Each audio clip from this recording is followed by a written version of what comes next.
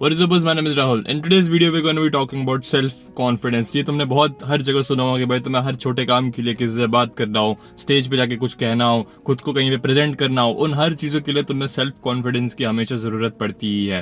Because self confidence अगर तुम्हें नहीं है, तुम एक इंट्रोवर्ट शाई किड की तरह लगते हो हर जगह. अब बात आती है कि भाई हम लोग सेल्फ कॉन्फिडेंस बढ़ाए कैसे, क्योंकि ये इतनी ज्यादा इंपॉर्टेंट चीज है हमारी जिंदगी में कि भाई कहीं भी हमें प्रेजेंट करना है, खुद को किसी से भी बात करनी है, कुछ भी अपना पॉइंट रखना है, कहीं पे अपने लिए स्टैंड अप करना है. We need self confidence for that, don't we? तो इतनी इंपॉर्टेंट चीज है, इसको हम सीख कैसे सकते हैं, आइए इसके बारे में जानते हैं. तो मेनली इसके दो तरीके होते हैं. एक तरीका जो हम सबको पता है, तो एक ब्यूटीफुल चीज जिसको कहते हैं हम एक्सपीरियंस. एक्सपीरियंस से तुम सीखोगे, लोगों से अगर तुम बात करोगे, अगर तुम लोगों से घुल मिल के रहोगे. इवन तो स्टार्टिंग में डर लगेगा तुम्हें, इवन तो तुम्हें स्टार्टिंग में बहुत ज्यादा दिक्कत होगी इस चीज को लेके, क्योंकि तुम्हारे अंदर अभी करेंटली सेल्फ कॉन्फिडेंस नहीं है. तुम नहीं मानते कि तुम्हें समाज में इज्जत मिल सकती है अगर तुम लोगों से जाके बात करोगे, या फिर तुम्हें डर लगता है इस चीज की वजह से कि सामने वाला तुम्हें हार्म कर सकता है तुम्हारी इन्फॉर्मेशन लेके. अगर तुम्हारी ये माइंडसेट रहेगा स्टार्टिंग में, तो ऑफकोर्स तुम्हें डर लगेगा. बट जैसे जैसे तुम अपने आप को खोलोगे, लोगों के सामने लोग अपना ओपिनियन रखोगे, अपने ट्रू सेल्फ की तरह रहोगे, you will realise people do not harm you like that. और फिर तुम्हारा सेल्फ कॉन्फिडेंस उसी के हिसाब से बिल्डअप होता जाएगा. अब बात क्या आती है कि एक्सपीरियंस के लिए तुम्हें एक्चुअली में घर से निकल के लोगों से बात करनी पड़ती है, और बहुत सारे लोग इस चीज को अवॉइड करना पसंद करते हैं, क्योंकि उनके पास एक डिस्कम्फर्ट वाली चीज होती है, राइट? ये अनकंफर्टेबल चीज होती है कि मैं बाहर जाऊं, लोगों से बात करूं, इस चीज में मेहनत करूं. लोग मेहनत करना नहीं चाहते हैं, लोग चाहते हैं भाई घर बैठे सब कुछ हो जाए.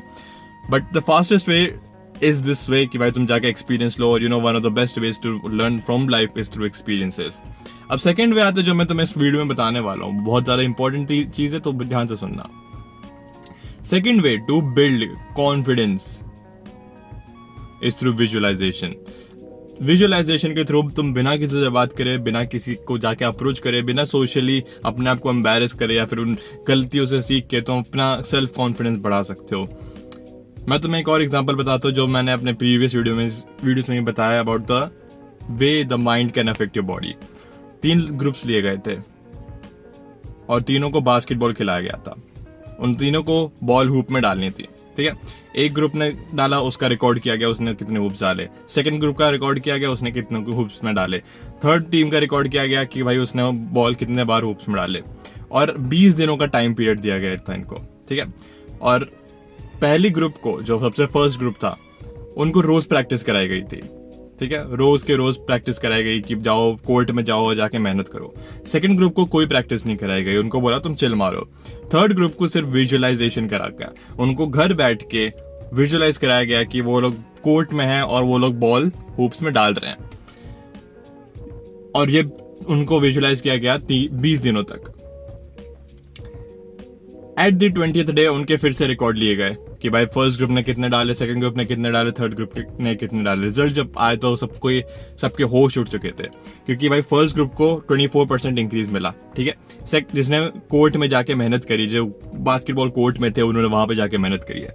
सेकंड ग्रुप ने, जिन्होंने कोई मेहनत नहीं करी थी, ऑफकोर्स उनको कोई इंप्रूवमेंट नहीं मिली. थर्ड ग्रुप ने, जिसको सिर्फ और सिर्फ विजुअलाइजेशन कराई गई थी, उनके में 23.5% इंक्रीज दिखाया गया. How amazing is that? Just because उन्होंने घर बैठ के ये सोचा, ये विजुअलाइज किया अपने आप को, और अपने डिटेल इंफॉर्मेशन दी कि उनका हाथ ऐसे जाएगा, वो लोग इतनी पावर से फेंकेंगे, बॉल ऐसे जाएगी और ऐसे जाके घुस जाएगी, फिर उसके बाद उनको कैसी फीलिंग आएगी. उन सब चीजों के बारे में उन्होंने सोचा, प्रॉपर डिटेल्ड विजुअलाइजेशन करी, और उनकी रियल लाइफ उस चीज से अफेक्ट होगी. सेम वे अगर तुम अपने आप को विजुअलाइज करोगे कि तुम लोगों से जाके आराम से बात कर पा रहे हो, तुम लोगों से जाके जो मर्जी कह पा रहे हो, और तुम कॉन्वर्सेशंस होल्ड कर पा रहे हो, तुम कॉन्वर्सेशन का एक मेन पार्ट बन चुके हो. अगर तुम अपने आप को उस तरह से विजुअलाइज करोगे, अगर तुम अपने आप को डिटेल विजुअलाइजेशन करोगे इस चीज के कि मैं कैसे अपने आप को प्रेजेंट कर रहा हूँ, सही में तुम सामने वाले को जज नहीं कर सकते हो कि भाई तुम्हारे रिप्लाईज क्या देगा. अगर तुम उस रूट में चले गए कि भाई मैं ये कहूंगा तो वो क्या कहेगा, अगर तुम उसके बारे में तो फिर वो ओवर थिंकिंग हो जाएगी, वो तुम कंट्रोल नहीं कर सकते. तुम कंट्रोल क्या कर सकते हो कि तुम अपने आप को कैसे प्रेजेंट करोगे, उस चीज के बारे में विजुअलाइज करो, उस चीज के बारे में सोचो कि तुम कैसे कन्वर्सेशन होल्ड करोगे, उन चीजों के बारे में ध्यान दो, और ये करो for a specific amount period of time, and you will realise that तुम्हारे अंदर ग्रोथ आई है. it will make a huge difference, almost the same जैसे तुम जाके experiences लोगे. द ओनली थिंग जो तुम्हें ध्यान रखना है, विजुअलाइजेशन जो तुम करोगे वो रियलिस्टिक रखना। ये नहीं कि भाई तुमने बात करी, सब तालियां लगाने लगे, लड़कियां तुमसे इंप्रेस हो गई, तुम्हारी फाइनली लाइफ सेट हो गई। Do not visualise like that, visualise the things that are realistic, कि तुमने कॉन्वर्सेशन होल्ड करी अच्छे से। जब तुम कॉन्वर्सेशन से बाहर निकले तो लोग तुम्हारे बारे में बुराई नहीं कर रहे थे, लोग तुम्हारे बारे में एक्चुअली रिस्पेक्ट कर रहे थे तुम्हें। Think about the feelings you would get जब तुम कॉन्वर्सेशन ऐसी बढ़िया कॉन्वर्सेशन करके निकलोगे। Think about those things, visualise it, visualise yourself talking to a stranger.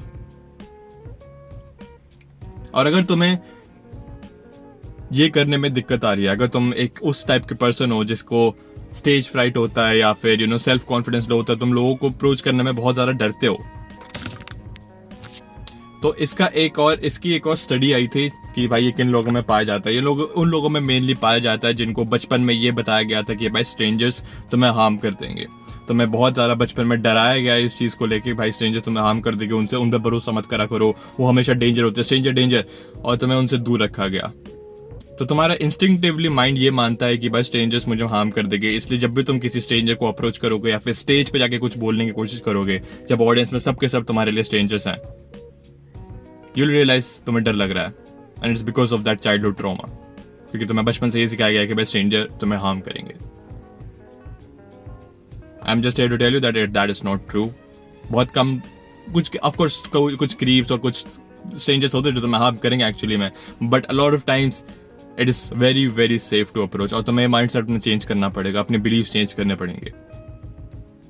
So try visualizing your conversations, try visualizing yourself going out there and approaching people, try visualizing these things. और तुम्हारी जो confidence है वो देखना, वो sky rocket जरूर होगा।